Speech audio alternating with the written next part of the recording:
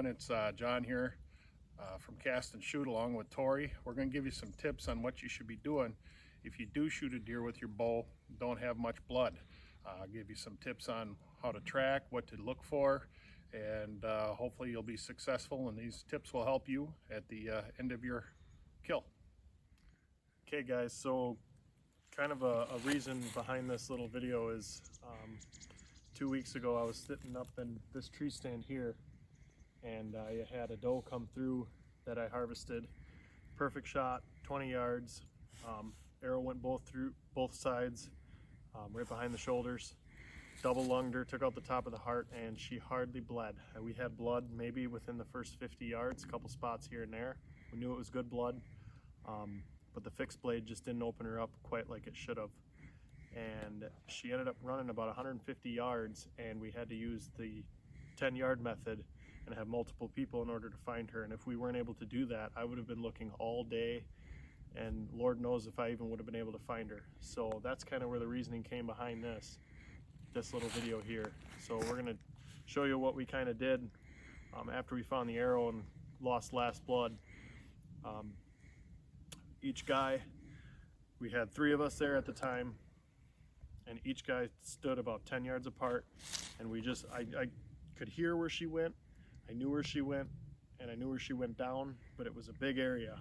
So what we did is we found where the direction she was headed. We each split off 10 yards, and what we did was we walked up and back and up and back, and each time we only came back just a little bit, almost covering basically the same ground throughout the whole time until we did find her. Okay guys, so we are here on the trail where I'd last visibly seen the deer go.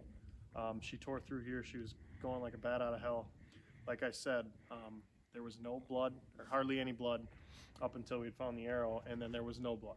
And we had looked quite a bit. As you can see, we're on a deer trail here where she had taken off, and up there is my arrow. And a good thing to do, or a good tip, is to mark where you have last blood, whether that be 10 yards from the last spot, 20 yards, 100 yards. As long as you have some sort of mark where you can go back to, that is probably going to be one of the most important parts of tracking that deer if you're on a small blood trail, or if you've lost blood like we have altogether. So here is the last mark of last blood, the arrow.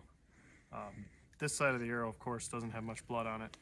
But what we did from this point is we decided the best effort we were going to have is for all 3 of us to do the 10-yard rule to where we can see each other, see good in between, because you'd be amazed at what you can walk by.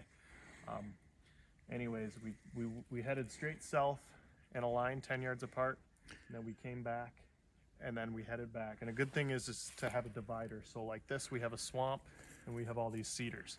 We had one guy stay right on the edge of the swamp, and the other guy's just inside. And when we came back, we were only within 20-30 yards off that swamp edge. So that's another good thing, is to have something you can go parallel to where you know that you're not going to cross, or you're not going to completely go out of the area where you think you should be going to look for that deer. And we went probably about 100 yards, and we had finally caught up with the doe. And it was a good feeling, and it's pretty amazing because I hit her about perfect. I couldn't hit her any better. Like I said, took out both lungs, took out the top of the heart, but it was all internal bleeding because the fixed blade, the 3 blade that I was using didn't open her up quite like it should have. So, and that happens. That's bow hunting. That's why it's called hunting. But anyways, we had a doe down. Hopefully these little tips that we've given you here can help you be successful in your next hunt. Appreciate it, guys.